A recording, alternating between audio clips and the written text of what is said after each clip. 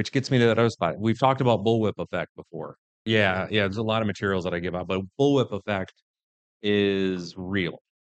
And what it is, errors that are made multiply as they move through the chain. And at some point, and this is from my grandpa, he was one that first taught me about this at the farm, was the work has to get done, but you want the work done at the place where the work is supposed to happen. If the work takes place 5 steps later, it's gonna take 5 times as much effort. It's the math isn't there, but that was his thing, because this part here is not designed to do this part here.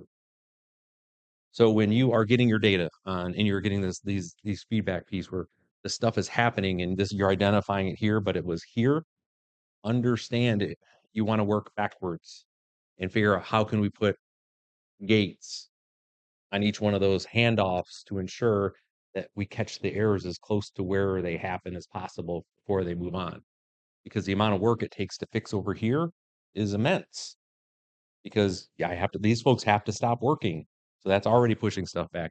Then they got to ask, where the heck does this get done?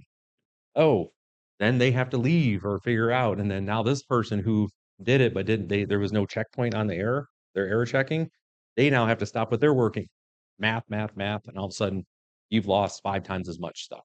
That's what they mean by bullwhip. A little motion here, big old whip down in this end. But you have to work backwards.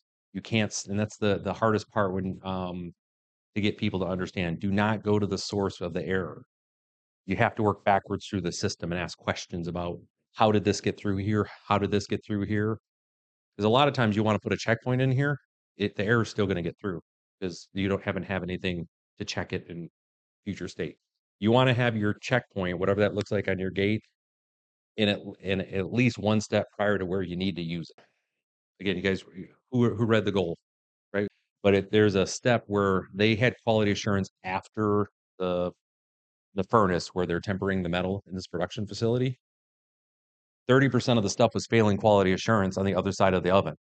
So they were wasting 30% of their oven space on stuff that they should be catching before it goes into the oven. But they actually needed to put the check here. So that's what I mean. You move it back to a spot. But ultimately, the errors were happening in manufacturing, not in like the logistics function. So, anyways, work your way backwards wherever your errors are at. But you want to have a process for that.